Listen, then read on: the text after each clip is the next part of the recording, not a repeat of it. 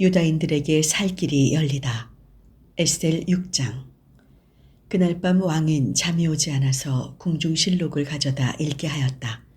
그 기록을 읽어 내려가다가 백월 수문장으로 있던 두 내시 빅단과 테레스가 자기를 암살하려고 기회를 노리고 있는 것을 모르드게가 고발했다는 대목에 이르러 왕은 그 모르드게라는 사람에게 무슨 상을 내려 공을 치하했느냐고 물었다. 왕을 모시는 시종들이 아무것도 해준 것이 없습니다 하고 대답하였다. 왕은 밖에 누가 없느냐 하고 불렀다. 때마침 하만이 궁전 바깥들에 들어섰다. 하만은 자기가 세워둔 기둥에 모르드게를 달려고 왕의 허락을 받으러 막 들어서던 참이었다. 시종들이 밖에 하만이 대령하고 있다고 하자 왕은 어서 들게 하라고 하였다. 하만이 들어서자 왕이 이렇게 물었다. 내가 상을 내리고 싶은 사람이 있는데 무엇을 해주었으면 좋겠는가?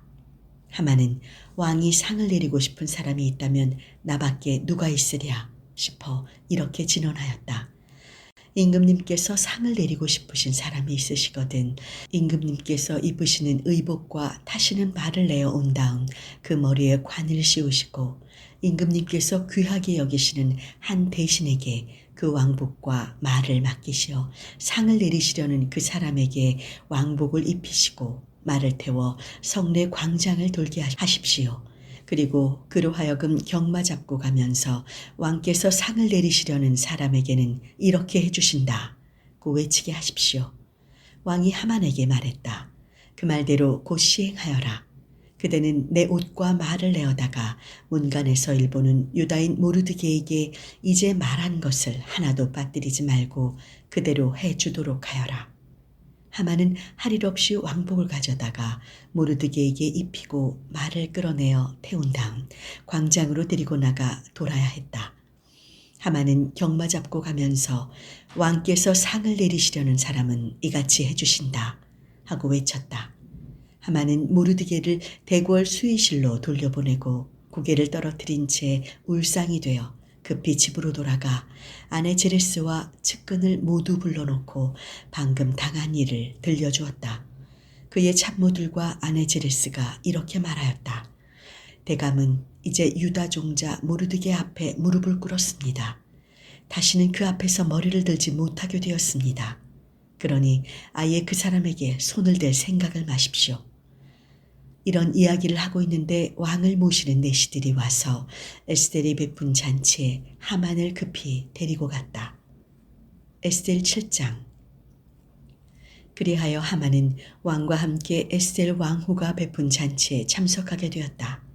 이 두 번째 날에도 왕은 술을 마시면서 에스겔에게 물었다.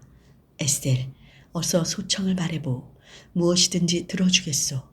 진정 소원이라면 나라 절반이라도 떼어주리라. 왕후 에스겔의 대답은 이러하였다. 만일 임금님께서 소첩을 귀엽게 보아주신다면 또 임금님께서 좋으시다면 이 목숨을 살려주십시오. 제 소원은 이것입니다. 제 결에도 살려주십시오. 제발 부탁합니다. 지금 저와 저의 결에는 다 죽어 멸종될 처지에 이르렀습니다. 종으로 팔려간다고만 해도 아무 말씀 안 드리겠습니다. 그러나 그 일로 임금님께서 입으실 손해는 무엇으로 메우시겠습니까? 도대체 그놈이 누구요? 그런 음모를 꾸민 놈이 지금 어디 있어? 하고 아세로스 왕이 케어묻자 왕후 에스겔은 그제야 사실을 털어놓았다. 우리를 박해하는 우리의 원수, 그 사람은 바로 이 교활한 하만입니다. 에스겔의 입에서 이 말이 떨어지자 하만은 왕과 왕후 앞에서 부들부들 떨었다. 왕은 너무 화가 나서 자리를 차고 일어나 안뜰로 나갔다. 틀림없이 왕에게서 벼락이 내릴 것을 알고 하만은 왕후 에스겔에게 목숨만은 살려달라고 애원하였다. 왕이 안뜰에서 다시 술자리로 돌아와 보니 에스겔이 몸을 누이고 있는 평상에 하만이 엎드려 있는 것이었다. 이것을 보고 왕은 내 놈이 내 거처에서 더구나 내 앞에서 왕후를 겁탈하려느냐 하고 호통을 쳤다. 왕의 입에서 이 호령이 떨어지자마자 하만의 얼굴은 수건으로 가리워졌다. 왕을 모시던 내시 가운데 하르보나가 나서서 말하였다. 마침 하만의 집에 높이가 50자나 되는 기둥 하나 서 있습니다. 임금님을 살려드린 모르드게를 매달려고 하만이 세워둔 것입니다. 왕이 말했다. 그 기둥에 이놈을 달아라. 어명을 따라 하만은 모르드게를 죽이려고 세웠던 기둥에 자기가 매달려 죽게 되었다. 그제야 왕의 노여움이 풀렸다. 에스겔 8장. 그날로 아하스에로스 왕은 유다인들을 박해하려던 하만의 집을 에스겔 왕후에게 주었다. 에스겔은 그제야 자기와 모르드게가 어떤 사이인지를 밝혔다. 그리하여 모르드게는 어전에 나오게 되었고 왕은 하만에게서 찾은 인장 반지를 빼어 모르드게에게 맡겼다. 에스겔은 하만의 집을 모르드게에게 맡겨 관리하게 하였다. 에스겔은 다시 어전에 나가 아각 사람 하만이 유다인을 처치하려고 꾸며놓은 음모를 거두어 달라고 왕의 발 아래 엎드려 울면서 애원하였다. 왕은 에스겔에게 금지팡이를 내어 밀었다. 그제야 에스겔은 어전에서 몸을 일으켜 세우고 만일 임금님께서 좋으시다면 만일 소첩을 귀엽게 보시어 제 말씀을 옳게 보시고 소첩을 애중히 여겨주신다면 아각 사람 함다다의 아들 하만이 전국 각 지방에 있는 유다인을 몰살하려고 써서 돌린 칙령을 거두어 주십시오. 제 결혜에게 닥쳐온 이 재난을 어떻게 그냥 보고만 있겠습니까? 제 친척이 망하는 것을 바라보고만 있겠습니까? 아하스에로스 왕은 드디어 에스겔 왕후와 유다인 모르드게에게 윤허를 내렸다. 나는 유다인을 멸망시키려고 한 죄값으로 하만을 이미 기둥에 매달아 죽였고 그의 집을 에스겔에게 주었다. 이제 어떻게 하는 것이 유다인에게 좋을지 그대들 소견에 맡길 터이니 내 이름으로 문서를 만들고 내 인장 반지로 인을 쳐서 돌려라. 내 이름으로 만들고 내 인을 친 직서는 아무도 취소할 수 없다. 왕의 비서관들이 곧 소집되었다. 때는 시완월 곧 3월 23일이었다.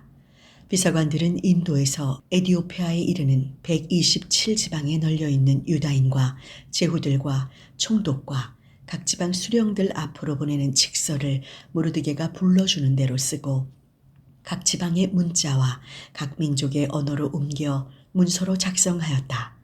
이렇게 아하스에로스 왕의 이름으로 만들고 왕의 인장 반지로 인을 친 이 직서를 보발꾼들이 왕실 역마를 타고 전달하였다. 왕은 그 직서에서 각 도시에 널려 사는 유다인들은 정당 방위로 한데 뭉쳐서 자기들을 박해하려는 모든 민족과 각 지방 무장대를 처자까지 몰살하고 재산을 약탈해도 좋다고 하였다. 그리고 이 일은 아하스에로스 왕국 안에 모든 지방에서 아달월 곧 12월 13일 하루 안에 끝내도록 되어 있었다. 그 편지의 내용은 다음과 같다. 나 아하스에로스 대왕이 인도에서 에디오피아에 이르는 127개 주의 통치자들과 그 예하 지방 장관들과 나의 충성스러운 신하들에게 인사를 보낸다. 사람들은 흔히 그들의 은인으로부터 큰 은혜를 입어 많은 영예를 얻으며 점점 더 오만해진다. 그들은 나의 백성들을 해치려는 것으로 만족하지 않고 자기들이 받은 은혜를 제대로 간직하지 못하여 그들의 은인들을 해치는 음모를 꾸미기에 이른다. 또한 그들은 사람에게서 감사하는 마음을 없애버리는 것만으로 만족하지 않고 오히려 선이 무엇인가를 알지 못하는 어리석은 자들의 칭찬하는 말에 우쭐하여 하느님이 모든 것을 내려다보고 계시는데도 그 악인들을 미워하시는 하느님의 정의를 피할 수 있다고 스스로 장담한다. 그래서 권자에 있는 사람들이 친구에게 국사를 맡기고 그들의 말을 듣다가 죄 없는 사람들의 피를 흘리게 하고 구제할 길 없는 불행의 대가를 치르게 하는 일이 비일비재하였다. 그리고 통치자들의 탓할 것 없는 올바른 의도가 악의를 품은 자들의 거짓 이론 때문에 잘못되는 수가 많았다. 내가 언급한 이엔 일을 되새길 필요도 없이 눈을 똑바로 뜨고 내 앞을 보기만 하면 가당치 않은 관리들의 해악으로 인하여 갖가지 죄악이 저질러졌다는 것을 알 수 있다. 그래서 앞으로 나는 모든 힘을 기울여 나라의 만 백성이 안전과 평화를 누릴 수 있도록 노력하겠다. 그러기 위해서 나는 정책을 적절하게 개혁하고 내가 처리해야 할 사항들을 언제나 공정한 정신으로 판단해 나가겠다. 그런데 마케도니아 사람 함다다의 아들 하만이 좋은 예이다.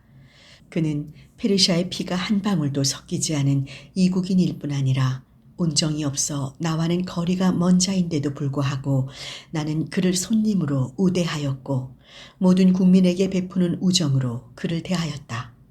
그리하여 마침내는 그를 나의 아버지라고 불렀고 왕다음 가는 자리를 주어서 모든 사람이 그 앞에 엎드려 배례하기까지 하였다. 그런데도 그는 자기의 높은 지위에 만족하지 않고 나에게서 나라와 생명까지 빼앗으려고 음모하였다. 나아가서 부당한 잔꾀와 이론을 펴 나의 구원자이며 변함없는 은인인 모르드게와 탓할 바 없는 나의 왕후 에스더를 그들의 동족과 함께 없애버리라고 나에게 종용하였다.